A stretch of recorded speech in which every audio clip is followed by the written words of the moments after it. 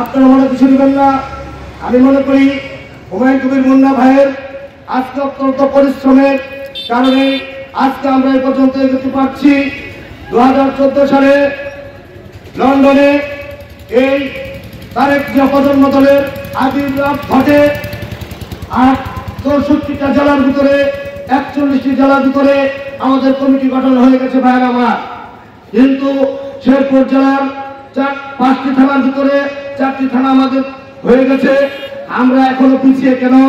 বেটি হাসিনা সরকারের মামলা হামলার কারণে আমরা এই নৌকায় এই তারেক প্রজন্ম দলের কমিটি করতে পারি নাই ভাইয়ের আমার। আজকে সুসময়, এজন্য হয়তো আমরা তারেক প্রজন্ম দলের কমিটিটা গঠন করতে পারবো। আমাদের জেলা নেতৃবৃন্দ আসছেন, আপনারা আমাদেরকে যে দিক নির্দেশনা এবং গাইডলাইন দেবেন আমরা সেভাবেই তারেক প্রজন্ম দলের নেতৃত্ব দিব নকলা উপজেলা। আমি মনে করি মুন্না ভাই একটি ঢাকায় জব করেন, কিন্তু তিনি অত্যন্ত পরিশ্রম করে আমাদেরকে সপ্তাহে আমাদেরকে সময় দেন। দেওয়ার পরে আজ এ পর্যন্ত আমরা নকলা 11তম প্রতিষ্ঠাবার্ষিকী উদযাপন করতে পারছি। এজন্য আমি আমার পক্ষ থেকে মুন্না ভাইকে অভিনন্দন ও শুভেচ্ছা জানাই। আমি আরো জানাই আমাদের শেরপুর জেলার নেতৃবৃন্দ, তারেক প্রজন্ম দলের যারা আছেন, আগত মেহমান, আমাদের নেতৃবৃন্দ, তাদেরকেও আমি অভিনন্দন ও শুভেচ্ছা জানাই। পাশাপাশি আমি বলবো, আমরা যারা নেতৃত্ব দিতে চাই, আমরা যেন নিজেদের ভিতরে কাদা ছোড়াছুড়ি না করি। সবাইকে কাঁধে কাঁধে হাত রেখে আমরা যেন সামনে এগিয়ে নিয়ে আগামী দিনে রাষ্ট্রনায়ক জনাব তারেক রহমানের হাতকে শক্তিশালী করার লক্ষ্যে যেভাবে আমাদের তারেক প্রজন্ম দল আমাদের নকলা গঠিত হয়, আমরা যেন শেরপুর জেলাকে সারা বাংলাদেশকে বুঝিয়ে দিব যেন আমরা নকলা উপজেলা তারেক প্রজন্ম দলের এত পিছিয়ে থেকেও আমরা এখন এভাবে এগিয়ে যাচ্ছি। সমান সমান ভাবে আমরা বাংলাদেশকে বুঝিয়ে দিতে চাই, শেরপুর জেলাকে বুঝিয়ে দিতে চাই।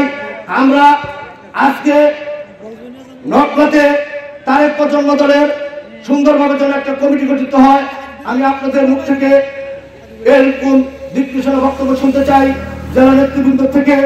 আমরা মনে করি আজকে খুনি হাসিনা আমাদেরকে যে মিথ্যা হামলা স্বীকার করেছে, এখানে যারা বসা আছে আমরা সবাই বিএনপি পরিবার, আজ থেকে আমরা নতুন ভাবে তারেক প্রজন্ম দলের পরিবার হয়ে গেলাম। তাই আমরা মনে করি আজকে যে মিথ্যা হামলা থেকে আমাদেরকে এই সরকার খুনি হাসিনা আমাদেরকে রেহাই দেয়নি। আজকে দিল্লিতে বসে আপনি নরেন্দ্র মোদীর সাথে আমাদের এই বাংলাদেশকে নিয়ে ছিনিমিনি খেলার চেষ্টা করছেন। আমরা মনে করি তারেক প্রজন্ম দলের এর জন্য দাঁত ভাঙা জবাব দিবে। আপনি প্রস্তুত থাকেন, আপনাকে বাংলাদেশের মাটিতে এনে আপনাকে ফাঁসির কাছে ঝুলানো হবে।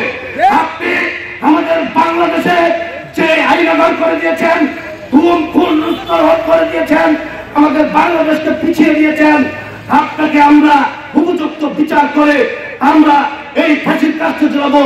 আমরা এর কথা বলতে করি, আওয়ামী লীগকে বলবো, আপনারা চিপাই বসে আপনারা ফুসুর করে আমাদেরকে ব্যাঘাত ঘটাবেন না। আমাদের যদি ব্যাঘাত ঘটান, আমরা তারেক প্রজন্ম দলের নেতৃবৃন্দরা আছি, আপনাদেরকে দাঁত ভাঙা জবাব দিব। আমরা বলবো, যারা 4 জুলুম মামলা হামলা খেয়েছেন ত্যাগী নেতা, তাদের পক্ষ থেকেই আমরা নেতা কর্মী ভাই করব। তারেক প্রজন্ম দলের সঠিকভাবে সঠিক নেতৃত্ব তারাই দিবে। আর যারা দুঃসময়ে আন্দোলন সংগ্রামে ছিলেন না, তারা ভুলে যান। আপনারা সুসময় এসেছে, এখন অনেক লোক দুঃসময়ে আমরা অনেক কমিটি করতে গিয়েছি, বলছে আমরা তো আছি, আপনারা তো থাকেন রাজপথে, আপনারাই থাকেন। আজকে পুরো মিটিং হলেই আজকে তারা আমাদের মাঝে হাজির হয়। আপনারা থাকবেন ভালো কথা, কিন্তু আপনাদের যে সিরিয়াল, যে লেভেল, ওই লেভেলে থাকার চেষ্টা করবেন। যারা ত্যাগী, যারা সংগ্রামে আন্দোলনে ছিল, তাই পথ পদগতিতে থাকবেন। আমি বেশি বক্তব্য দেব না। আমি জেলা নেতৃবৃন্দকে বলবো, মুন্না ভাই আমাদের অত্যন্ত পরিশ্রম করে আজকে পর্যন্ত দাঁড় করিয়েছেন, তাই আমি তাকে ব্যক্তিগত পক্ষ থেকে শুভেচ্ছা অভিনন্দন জানাই। আমরা যেন সুন্দরভাবে তারেক প্রজন্ম দলের কমিটি সুন্দরভাবে গঠিত করতে পারি, আমরা যেন সুন্দরভাবে আরো যে আমাদের সংগঠন আছে তাদেরকে আমরা দেখিয়ে দিতে পারি। যেটা আমরা সুন্দরভাবে একটি তারেক প্রজন্ম দলের নেতৃত্ব দিচ্ছি। আমাদের এই কমিটি অনেক আগে হয়ে যেত, আমাদের মাঝে কিছু ভুল বুঝুমির কারণে আমাদের মাঝেও কিছু দুষ্কৃতকারী আছে, তারা আমাদের ভেটো দিয়েছিল, আমরা তাদেরকে ধার ভাঙা জবাব দিয়েছি। আজকে এখানে জোরাজুরিতে প্রমাণ করে তারেক প্রজন্ম দল এখানে ভেসে আসে নাই। তারেক প্রজন্ম দল লন্ডন থেকে আবির্ভাব ঘটেছে। তারেক প্রজন্ম দলকে নিয়ে যদি আরেকটি দুষ্কৃতি করা হয়, একটা ভাঙা জবাব দেওয়ার জন্য সবাই প্রস্তুত। তাই উদাহরণ আহ্বান করবো, তারেক প্রজন্ম দলের যারা নেতৃত্ব দিবেন, ত্যাগী সাহসী সংগ্রামী নেতৃত্ব তারাই দিবেন। আমি আপনাদেরকে সুস্বাস্থ্য কামনা করি, জেলা নেতৃবৃন্দকে সুস্বাস্থ্য কামনা করি। সবাইকে ধন্যবাদ জানিয়ে আমার বক্তব্য এখানে শেষ করছি। সবাইকে ধন্যবাদ। তারেক প্রজন্ম দল জিন্দাবাদ। সবাইকে ধন্যবাদ। আল্লাহ হাফেজ। আসসালামু আলাইকুম।